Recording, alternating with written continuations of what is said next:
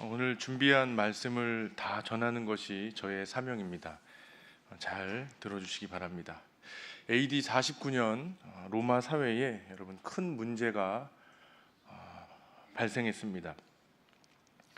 예수님을 믿는 유대인들과 믿지 않는 유대인들 사이에 갈등이 생겨났는데 이 갈등이 사회적 문제로까지 이렇게 번지게 되었습니다. 당시 로마 황제가 글라우디오 황제였는데 황제에게까지 이 문제가 상소가 됩니다. 황제는 이 유대인들의 갈등을 어떻게 풀었을까요? 로마에서 모든 유대인들을 추방합니다. 그리고 이 문제를 종결짓습니다. 사도행전 18장을 한번 펴보시겠어요? 사도행전 18장 2절 말씀인데 같이 읽어보겠습니다.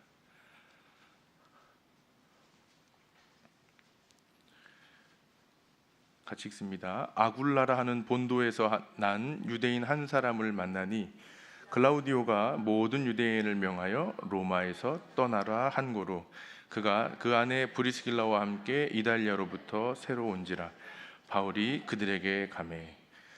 유대인들의 갈등의 문제를 글라우디오 황제가 로마에서 다 몰아내면서 이 문제를 해결합니다. 이때 바울은 고린도에서 2차 전도 여행 중이었는데 사도행전 18장에서 확인할 수 있는 것처럼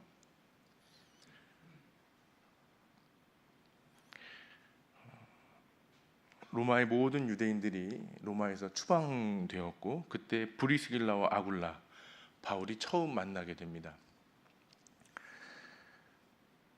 유대인들의 갈등이 사회적 문제가 돼서 모든 유대인이 로마에서 쫓겨나게 되었는데 이 사건은 바울 사역에 큰 위로와 힘을 주는 역사적인 만남, 평생에 힘을 주는 브리스길라와 아굴라를 만나는 계기가 됩니다.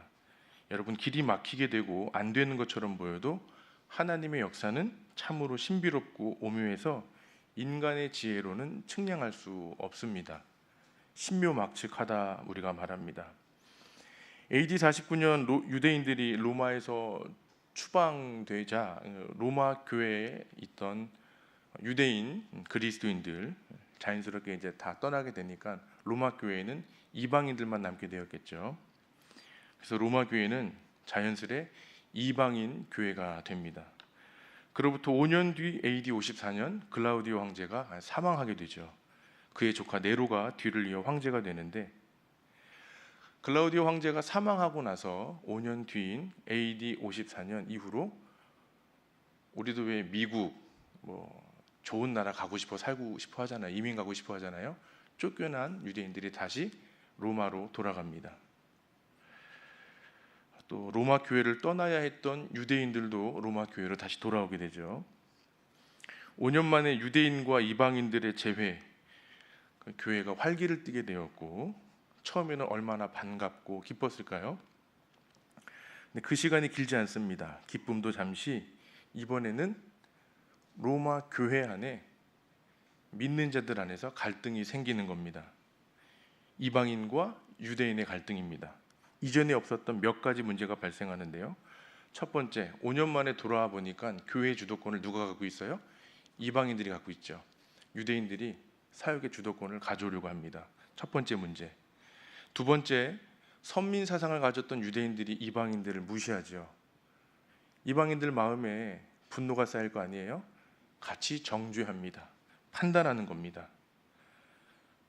그렇게 서로 미워하는 관계가 됩니다. 세 번째, 유대인들의 음식법인 정결 예법으로 인해서 식탁의 문제가 발생하고 결정적인 요인으로 이 둘 사이에는 구원에 관한 신학적인 큰 차이가 나타나게 됩니다. 이게 로마 교회 안에 발생한 일들입니다. 교회 안에 심각한 문제가 바울에게까지 들리자 바울은 로마 교회를 향해 편지를 씁니다. 이게 바로 우리 손에 들려진 로마서입니다. 서로 입장 차이를 좁히지 못한 이방인들과 유대인들에게 바울이 편지를 보내왔을 때 그들의 마음이 어땠을까요? 이방인들은 이방인의 사도이니 우리에게 유리한 말을 썼을 거야. 유대인들은 동족이니까 우리에게 유리한 말을 썼겠지. 서로 우리 편일 거야 하며 바울의 편지 로마서를 읽었습니다. 여러분, 로마서 1장의 내용이 어떻게 시작하죠? 복음의 시작은 예수 그리스도로 너와 나 우리 모두 부르심을 받은 자녀들이다. 우리에게 은혜와 평강이 있어야 된다. 모든 자녀에게 이 은혜와 평강이 있어야 된다라고 말합니다. 반대로 얘기하면 무슨 말이에요? 지금 로마 교회 안에 은혜와 평강이 없는 겁니다. 표면적으로 있을지 모르나 내면적으로는 없는 겁니다. 바울이 보는 로마 교회입니다. 바울이 그들에게 말하는 거예요. 로마를 방문할 계획이 있지만 지금은 내가 갈 수 없고 하나님이 길을 열어주시면 그때 내가 너희들을 만나기 원한다. 그러면서 처음 시작이 어떻게 시작하죠? 읽기에 민망할 정도로 이방인들의 잘못을 숨김없이 몰아붙이며 그들의 죄를 낱낱이 공개합니다. 그 내용이 1장 18절부터 32절의 말씀입니다. 이 글을 읽었을 때 유대인들의 마음이 얼마나 통쾌했을까요? 얼마나 좋았을까요? 2장을 펼쳤더니 2장 1절에 그러므로 남을 판단하는 사람아 하며 1장에서 이방인들의 죄를 말했다면 2장은 유대인들의 죄를 거침없이 쏘아붙입니다. 궁금하시면 제가 지난 로마서 2장 새벽 말씀 전했는데 찾아서 보시기 바랍니다. 유대인들을 도망갈 곳 없는 코너로 몰아붙이며 그들이 범한 율법, 죄 다 드러내며 우리 모두는 죄인이라고 바울이 선언합니다. 교회 안에서 싸우지 마. 우리 모두 죄인이야. 그리스도의 복음은 그런 게 아니야. 바울이 이거 말하는 겁니다. 여러분, 로마서 3장을 한번 펴보세요. 3장 9절부터 12절까지 한번 같이 읽어보겠습니다. 로마서 3장 9절부터 12절 같이 읽습니다. 시작. 그러면 어떠하냐? 유대인이나 헬라인이나 다 죄 아래 있다고 선언하였느니라. 기록된 바 의인은 없나니 하나도 없으며 깨닫는 자도 없고 하나님을 찾는 자도 없고 다 치우쳐 함께 무익하게 되고 모두가 죄인이라고 말하는 겁니다. 잘난 거 하나 없다라는 거죠. 바울은 우리 모두 죄인인데 죄인인 우리를 위해서 하나님께서 예수 그리스도를 보내주셨다. 왜 이런 말하는 거예요? 자기 죄는 보지 못하고 남의 죄를 보고 남의 죄를 들추어내는 그들을 향하여 이방인들에게 또 율법과 할례에 사로잡혀 살아가는 유대인들에게 거침없이 그들의 죄를 말하며 하나님 말씀 전하는 겁니다. 복음을 아는 사람들, 복음을 받은 사람들, 복음을 살아야 할 사람들에게 죄를 가르쳐 주는 겁니다. 여러분, 죄는 남이 들추어내는 게 아니고 자기가 고백하는 겁니다. 누가 어떤 잘못하면 궁금하죠? 유명 연예인들이 어떤 죄를 지었다면 막 찾아보잖아요. 왜요? 궁금하니까, 알고 싶잖아요. 그러세요? 안 그러세요? 솔직해 보세요. 우린 궁금해합니다. 남의 죄가 왜 궁금하죠? 성령님은 사람의 죄를 드러내지 않으세요. 스스로 고백하도록 하십니다. 하나님도 우리의 죄를 궁금해하지 않으십니다. 다만 우리가 긍휼하신 사랑 가운데 스스로 돌이키기를 원하십니다. 회복의 마음을 주시는 하나님이십니다. 다른 사람의 그 죄를 궁금해하는 마음도 죄가 주는 마음입니다. 서로 감정의 골이 깊어 있고 정죄했던 로마 교회 성도들에게 바울이 선포합니다. 복음의 능력은 그렇지가 않다. 강하게 선언하며 복음을 살아내는 삶이 어떠한 삶인지 말씀하고 있습니다. 내가 복음을 부끄러워하지 아니하노니 이 복음은 모든 믿는 자에게 구원을 주시는 하나님의 능력이 됨이라. 먼저는 유대인에게요 그리고 헬라인에게로다. 복음에는 하나님의 의가 나타나서 믿음으로 믿음에 이르게 하나니 기록된 바 오직 의인은 믿음으로 말미암아 살리라 함과 같으니라. 여러분, 오늘 로마서가 쓰인 배경을 통해서 오늘 본문에서 주시는 교훈의 말씀을 듣고 이 말씀을 살아내는 저와 여러분 되시길 바랍니다. 힘들다, 괴롭다, 또 내적으로 외적으로 혼자서 겪어야 하는 시간을 우리는 이제 고난이라고 말하죠. 고난, 어떤 상황이나 환경을 혼자 겪을 때 총체적인 그런 고통을 표현하는 말이 고난입니다. 그리고 고난과 비슷한 말이 고초가 있어요. 고초는 육체적으로, 정신적으로 당하는 전인격적인 아픔의 표현입니다. 찬송가 144장, 예수님의 고난과 고초를 고스란히 담은 찬송가입니다. 예수 나를 위하여 십자가를 질 때 세상 죄를 지시고 고초 당하셨네. 예수님, 예수님, 나의 죄 위하여 보배 피를 흘리니 죄인 받으소서. 예수님은 저와 여러분을 구원해 주시려고 홀로 고난의 길을 가셨고 고초를 온몸으로 당하셨습니다. 여러분, 우리 인생에도 고난이 있어요. 생각해 보세요. 내 인생 그동안 고난이 있었어요, 없었어요?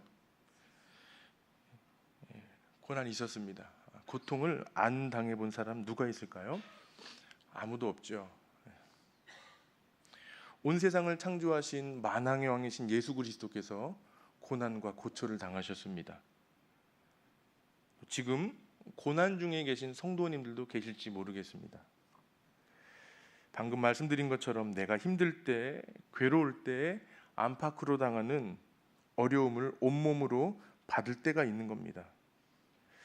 인생을 많이 사신 우리 어르신들, 성도님들 앞에 죄송합니다. 인생 40년하고 중반을 살고 있는 저도 고난을 조금 압니다. 바울도 이 일을 생각할 때 아는 거예요. 성도들이 이 땅을 살아가면서 당하는 고난이 있는 겁니다. 이 고난이 지난 과거에도 있었고 현재도 있고 미래에도 있을 것인데, 현재 고난이 아무리 크고 괴로워도 장차 우리에게 나타날 영광과 비교할 수 없다. 바울이 오늘 본문에서 그 말씀을 전하는 겁니다. 그러면 한번 생각해 보기 원합니다. 고난은 왜 있는 걸까요? 고난은 누가 주는 걸까요? 이 고난은 언제부터 시작된 것일까요? 창세기 말씀 보면 하나님께서 말씀으로 세상을 창조하실 때 고난을 만들진 않으신 것 같습니다.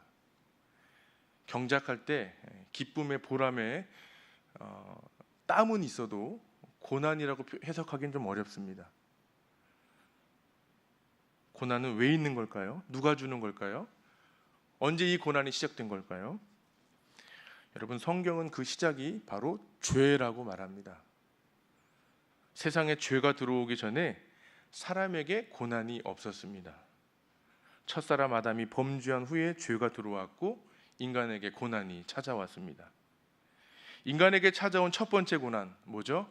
하나님과 단절되는, 아버지와 끊어지게 된 관계의 고난이 옵니다. 두 번째 고난은 뭐죠?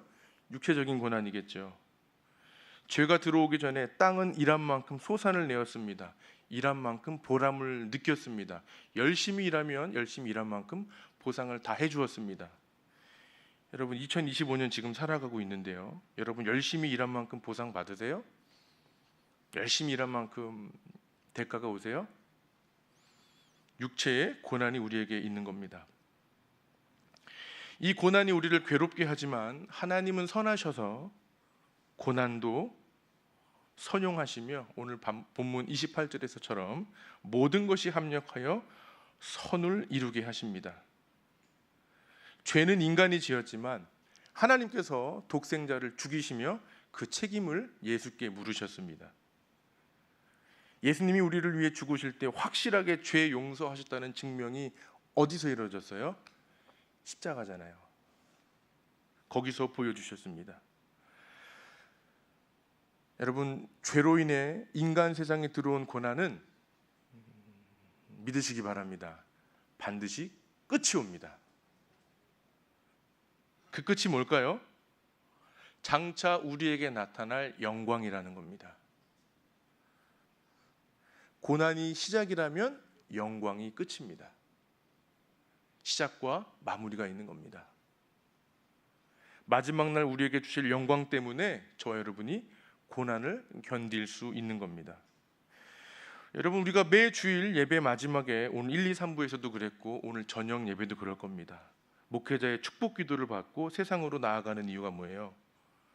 예배에서 주신 하나님 말씀 붙잡고 그 축도 속에 예수 그리스도의 은혜, 하나님 아버지의 사랑, 성령님의 교통하심이 본문 말씀을 통해서 우리에게 주셨고 성도들의 결단과 다짐과도 같은 축복 기도를 통해 이 세상을 이기라고 주시는 거 아니겠어요?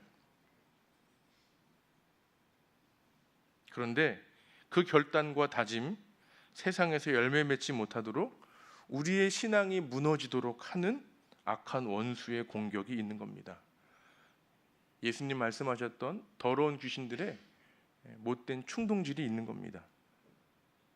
이게 바로 하나님 자녀들을 괴롭히는 고난으로 오는 겁니다. 여러분, 본문 18절 같이 한번 읽어보겠습니다. 시작. 생각하건대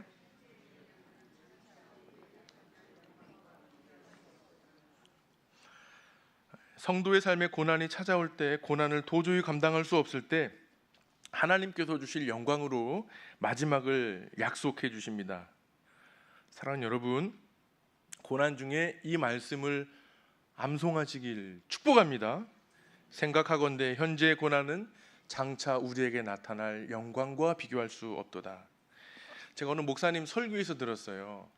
존 칼빈이 죽을 때 이 말씀, 생각하건대 장차 고난은 현재 고난은 장차 우리에게 나타날 영광과 비교할 수 없도다. 칼빈이 죽을 때 이 암송을 15번 암송하고 16번째 생각하건대 현재의 고난은 우리에게 나타날, 그리고 죽었대요. 고난을 참고 견디어낸 성도에게 하나님이 허락하신 영광이 있습니다. 고난은 반드시 끝이 옵니다. 여러분, 이 말씀 드리려고 앞에 장황하게 설명을 드렸는데요. 우리에게 찾아오는 고난은 어떤 건가요? 헷갈리시면 안 되는데요. 여러분, 성경이 말하는 고난과 그동안 내 인생에서 나를 괴롭게 했던 고난은 같은 고난일까요? 다른 고난일까요? 여러분, 같게 생각하셨어요? 다르게 생각하셨어요? 힘들면 마귀가 나 공격한다. 나는 다윗, 상대방은 다 사울. 그렇게 해석하지 않으셨어요? 주님 때문에 박해받고 핍박당했다면 고난입니다. 그러나 나의 어리석음과 나의 잘못으로 인해 당한 어려움이라면 바울이 말하는 고난은 아니죠. 내가 고난이라 여겼던 어려운 일들이 성경이 말하는 고난과 같으세요? 다르세요? 여러분, 신앙생활하면 이걸 잘 구분하셔야 돼요. 초기 기독교는 예수님으로 인해 박해와 순교가 있었습니다. 사회적으로 배척당하고 심한 모욕도 당하고, 초대교회 성도들, 초기 그리스도인들 박해와 순교를 당하며 재산 몰수도 있었고 여러 가지 어려움들이 그들에게 있었습니다. 지금도 그와 같은 나라가 있죠. 공산권과 무슬림, 아직도 박해와 순교가 있습니다. 여러분, 우리나라는 어떤가요? 예수 믿는다고 박해와 순교가 있어요? 오늘 저녁 예배당 오시는데 박해 받은 분 계세요? 잘 다녀와 그러지 않으셨어요? 오래전에 우리나라에도 박해와 순교가 있었다는 기록이 있습니다. 그러나 지금은 없죠. 사회적으로 예수 믿는 것 때문에 배척 당하세요? 심한 모욕이 있어요? 이것도 없는 건 아니지만 한국 교회가요, 다수에 밀려서 우리가 소수가 되어서 배척당하거나 모욕당하는 일은 없습니다. 우리나라 그리스도인의 파워, 힘이 있어요. 여러분, 작년 10월 27일 악법 저지를 위해 12.7 예배가 광화문과 시청 일대와 여의도에서 있을 때 얼마나 많은 성도들이 모였어요? 한국교회 소수가 아닙니다. 하나 더, 우리나라의 복음 때문에 재산 몰수당한 사람들이 지금 있나요? 없죠. 공산권은 지금도 있습니다. 여러분, 우리나라는 예수님을 믿는다는 이유로 바울이 당했던 고난이나 초기 그리스도인들이 당했던 고난 없습니다. 자, 진짜 없어요? 여러분, 예수님 제대로 믿어보시기 바랍니다. 그러면 고난 옵니다. 동의가 되세요? 제대로 믿어보세요. 고난이 와요. 진짜 그리스도인 되어보세요. 고난이 생깁니다.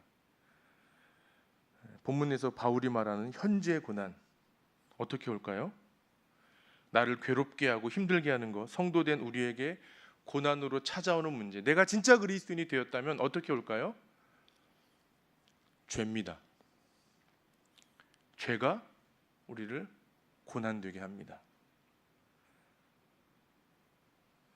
정말로 예수님 믿으면 또 주님 만나면 죄가 고난이라는 사실이 가슴 깊이 깨달아지는 겁니다.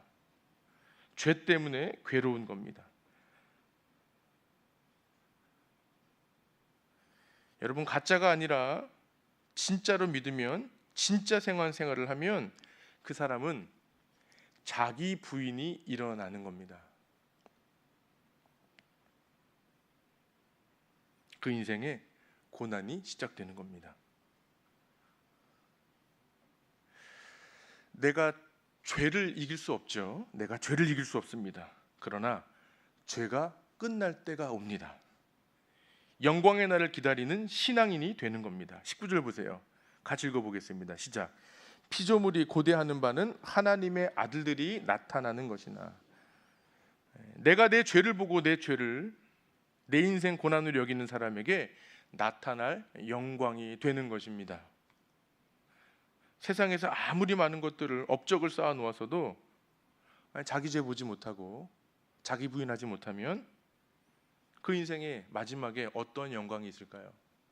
하나님 저와 여러분에게 어떤 영광을 주실까요? 여러분, 바울도 자기 죄를 봤습니다. 그리고 자기 죄를 고백하죠. 로마서 7장 7절 이하 25절까지 전부 다 바울 자신의 문제입니다. 자기 얘기하는 거예요. 내 지체 속에 있는 죄의 법으로 나를 사로잡는 것을 보는도다. 초기 교회 성도들 복음 때문에 고난당하다가 죽었습니다. 바울도 고난 중에 주님 품에 안겼습니다. 성서학자들이 너도나도 로마서가 복음의 진수라고 하고 설교자들도 같은 말들을 하는데, 여러분, 복음이 가리키는 가장 중요한 본질, 핵심, 복음의 진수라고 말하는 그 복음이 뭔가요? 내가 죄인인 것과 하나님께서 내 죄를 위해 아들 예수 그리스도를 보내주셨다는 사실을 믿는 것, 이거 아니겠어요? 그리고 내 본 모습, 아담으로부터 시작된 죄가 내게까지 흘러와 죄로 태어난 내가 죄덩어리인 나를 보는 것, 이게 바로 복음의 시작인 것입니다. 여러분, 로마서가 쓰인 배경이 뭐라 그랬어요? 서로 정죄하며 타협하지 않는 교만함이었습니다. 복음으로 하나 된 교회인데 서로 물고 뜯고 싸우며 비난했던 교회였습니다. 겉으로는 아닌 척하지만 속은 부글부글 끓는 지옥이었습니다. 여러분, 이 문제가 우리에게 고난이 되면 바로 자기 부인이 시작되는 것입니다. 무슨 얘기인가? 하나님께서 허락하신 영성의 시간을, 삶을 살게 되는 것입니다. 이러한 삶을 시작하는 말씀을 듣는 저와 여러분 되기를 축복합니다. 성경을 한 번 더 보시기 원합니다. 로마서 6장 12절 14절입니다. 로마서 6장 12절부터 14절 눈으로 따라와 보세요. 그러므로 너희는 뭐죠?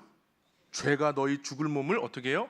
지배하지 못하게 하여 몸의 사욕에 순종하지 말고, 또한 너희 지체를 불의의 무기로 어떻게? 죄에게 내주지 말고 오직 너희 자신을 죽은 자 가운데서 다시 살아난 자 같이 하나님께 드리며 너희 지체를 의의 무기로 하나님께 드리라. 뭐가? 죄가 너희를 주장하지 못하리니 이는 너희가 법 아래 있지 아니하고 은혜 아래에 있음이라. 너희는 죄가 너희 죽을 몸을 지배하지 못하게 하여. 여러분, 죄가 사람 몸을 지배합니다. 죄가 우리 몸을 지배하지 못하게 하라고 하십니다.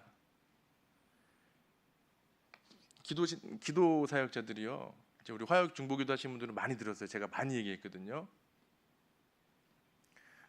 이 더러운 귀신에 대한 성품을 194개로 하나하나 찾아보니까 악한 성품이, 귀신의 성품이 194개나 나타나요.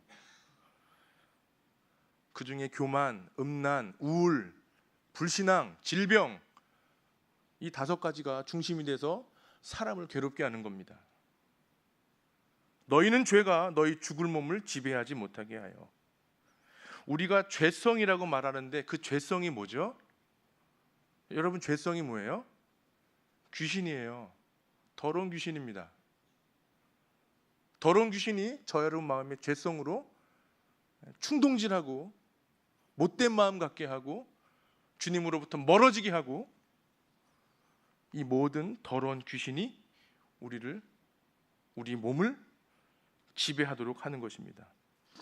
오래전 귀신을 소재로 하는 드라마를 본 적이 있는데요, 요새 보니까 착한 귀신이 나와요. 여러분, 착한 귀신 있어요?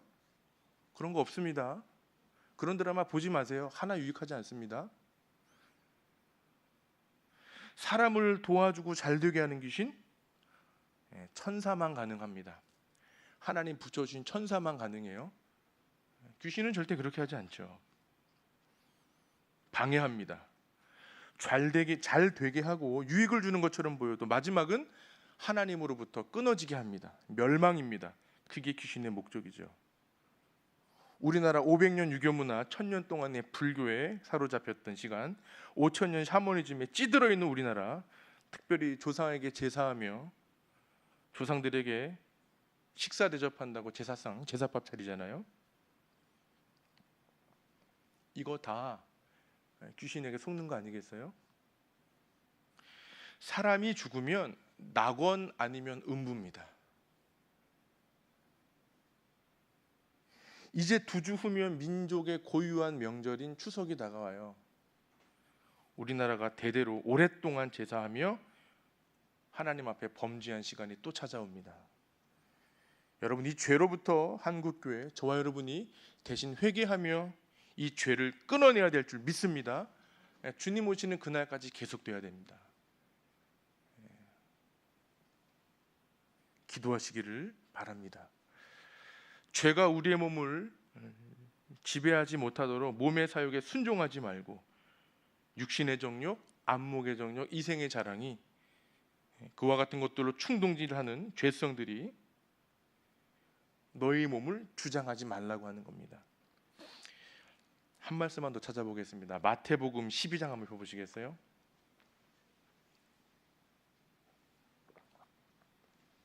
마태복음 12장 43절부터 45절입니다. 같이 읽습니다. 시작. 더러운 귀신이 사람에게서 나갔을 때에 물 없는 곳으로 다니며 쉬기를 구하되 쉴 곳을 얻지 못하고 이에 이르되 내가 나온 내 집으로 돌아가리라 하고 와보니 그 집이 비고 청소되고 수리되었거늘 이에 가서 저보다 더 악한 귀신 7을 데리고 들어가서 거하니 그 사람의 나중 형편이 전보다 더욱 심하게 되느니라. 이 악한 세대가 또한 이렇게 되리라. 여러분, 마태복음 12장은 안식일 논쟁이 있은 후에 주님께서 손 마른 사람을 고쳐주셨어요. 그 모습을 본 많은 사람들이 귀신 들린 사람을 예수님께 데리고 옵니다. 그리고 예수님이 귀신 들린 자를 고쳐주셨어요. 이 문제 가지고 안식일에 이 일을 했다 그러면서 주님을 정죄하고 예수님을 귀신의 왕 바알세불의 힘을 얻어서 귀신을 쫓아냈다, 이런 말을 합니다. 이 얘기 나눌 때요, 예수님이 그들과 이 말씀 나눌 때 보지 못하고 말하지 못하도록 했던 귀신이 그가 머물던 사람에게서 나갔다가 갈 곳 없이 다니다가 뭐라고 말해요? 내가 나온 내 집으로 돌아가리라. 사람 몸을 뭐라 그래요? 내 집이라고 말합니다. 와보니 그 집이 비어 청소되고 수리되었거늘 이에 가서 악한 귀신을 7을 데리고 들어가서 이 약한 세대가 또한 이렇게 되리라. 여러분, 우리가 죄의 문제를 해결하지 않고 죄를 먹고 마시며 죄를 멀리하지 않으면 눈앞에 보이는 건 사람이지만 그 속엔 수많은 죄성, 귀신들이 사로잡고 있는 겁니다. 어떤 사람에겐 교만함으로, 어떤 사람에겐 혈기분노로, 어떤 사람에겐 음란함으로, 어떤 사람에겐 낙심과 침체와 우울함으로, 결국엔 질병으로 성도들을 괴롭게 합니다. 여러분, 나를 괴롭게 하는 것, 나를 힘들게 하는 고난은 바로 내 죄입니다. 동의가 되세요? 로마서 7장 17절부터 23절 말씀, 바울이 어떻게 자기를 부인하는지 그의 신앙 고백을 보세요. 제가 읽습니다. 눈으로 보세요. 이제는 그것을 행하는 자가 내가 아니요 내 속에 거하는 죄니라. 내 속 곧 내 육신에 선한 것이 거하지 아니하는 줄을 아노니 원함은 내게 있으나 선을 행하는 것은 없노라. 내가 원하는 바 선은 행하지 아니하고 도리어 원하지 아니하는 바 악을 행하도다. 만일 내가 원하지 아니하는 그것을 하면 이를 행하는 자는 내가 아니요 내 속에 거하는 죄니라. 그러므로 내가 한 법을 깨달았노니 곧 선을 행하기 원하는 나에게 악이 함께 있는 것이로다. 내 속사람으로는 하나님의 법을 즐거워하되 내 지체 속에서 한 다른 법이 내 마음의 법과 싸워 내 지체 속에 있는 죄의 법으로 나를 사로잡는 것을 보는도다. 바울이 무슨 죄로 고뇌에 빠져 괴로워하고 또 복잡한 마음을 편지로 써가며 성도들에게 답답한 심정을 전하고 있는 건가요? 자기의 죄입니다. 죄 문제 갖고 씨름하는 겁니다. 어떠한 심각한 죄를 지어서가 아니라 자기 안에 있는 죄성을 가지고 이걸 오픈하며 이방인들과 유대인들에게 이 말을 전하는 겁니다. 이 죄성이 자기 안에서 나를 괴롭게 한다. 여러분, 이게 바로 자기 부인입니다. 바울은 전도여행을 위해서 여행을 다니며 많은 교회를 세웠습니다. 로마 교회는 바울이 세운 교회가 아니죠. 로마는 한 번도 가보지 못했고 로마 성도들 얼굴 한 번 보지 못했습니다. 한 번 만나보지 못한 그들에게 자신의 연약함과 죄성을 고백하며 복음을 전하는 이유가 뭐예요? 자기 부인을 보여주는 거예요. 바울은 자신의 연약함을 숨기지 않았습니다. 여러분, 자기 부인이 이루어지면 죄는 고난으로 찾아옵니다. 그러나 기억하세요. 나타날 영광이 있습니다. 이 고난은 반드시 끝날 때가 옵니다. 죄와 싸우되 피 흘리기까지 싸운 사람에게 현재의 고난은 장차 나타날 영광과 비교할 수 없다. 오늘 말씀을 준비하면서 설교 제목을 부르셔서 의롭게 영화롭게 이렇게 잡았습니다. 30절 같이 읽어보겠습니다. 시작. 또 미리 정하신 그들을 또한 부르시고 부르신 그들을 또한 의롭다 하시고 의롭다 하신 그들을 또한 영화롭게 하셨느니라. 30절 같이 읽어보겠습니다. 시작. 또 미리 정하신 그들을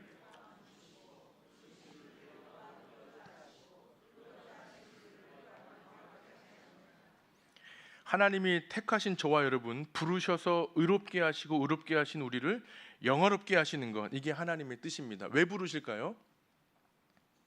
저와 여러분에게 자기 부인하여 죄 고백하여 그와 같은 삶을 살라고 우리를 부르셔서 의롭게 하시고 영화롭게 하신다는 겁니다.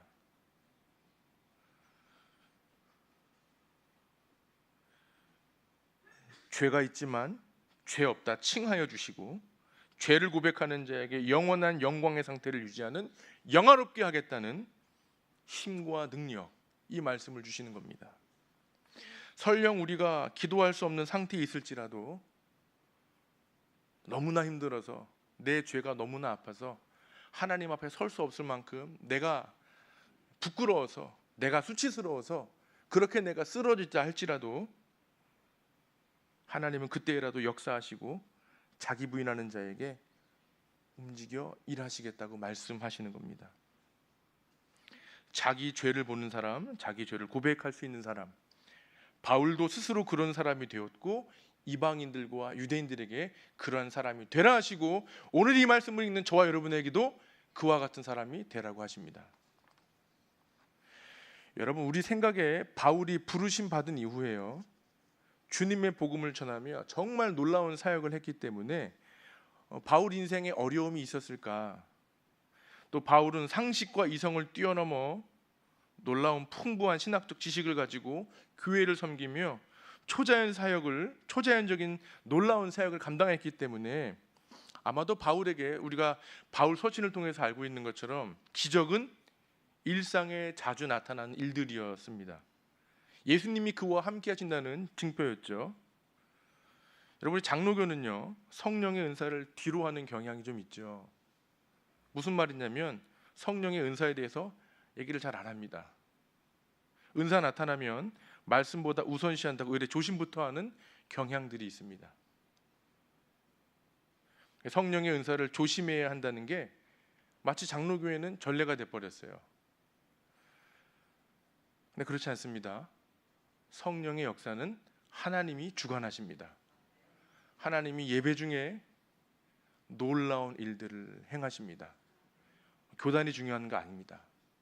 어느 예배든 주의 이름을 높여드리면 임재하심을 통하여 하나님의 능력을 예배 중에 나타내 보여주십니다. 하나님이 주관하시는 거예요. 그 놀라운 사역에 바울이 있었습니다. 그런데요, 그 바울이 자기 죄 때문에 아파하고 있는 거예요. 근심했다고 합니다. 바울 정도면 자기 죄 문제 극복되지 않았을까? 로마서를 보시면 전혀 아닙니다. 끝까지 아파했습니다.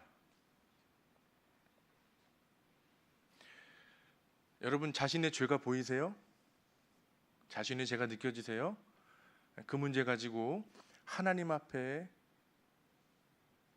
간절함으로 나오는 저와 여러분 되기를 축복합니다. 바울 사도는 그리스도를 만나 예수의 사람이 되었을 때 그 인생에 고난이 찾아올 수밖에 없다고 말하는 겁니다. 바울 자신도 그와 같은 고난을 당했고 그 고난을 통과했고, 내가 이 고난을 통과한 것처럼 너희도 이 고난을 통과해라. 이 말씀이 바로 오늘 우리에게 주시는 교훈의 말씀인 줄 믿습니다.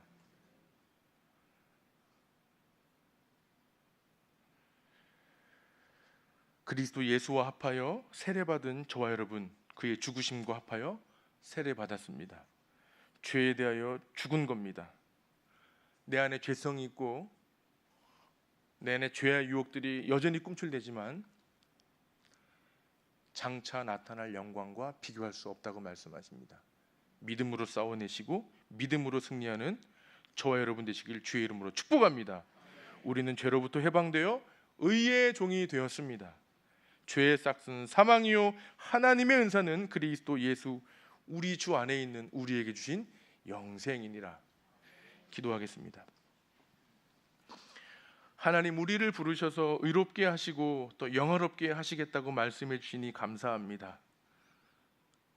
바울이 고백한 것과 같이 우리 은광교회도 하나님 앞에 이와 같은 삶을 사는, 그래서 주님께서 주목하시고 하나님의 영광과 역사가 나타나는 교회로 저희들 함께하여 주시옵소서. 하나님, 누군가의 죄를 들춰내는 교회가 아니라 함께 기도하며 기다려주며 함께 세워가는 하나님 주목하시는 은광교회 되도록 우리와 함께 주시옵소서 부탁드리고 구주 예수님 이름으로 기도합니다. 아멘.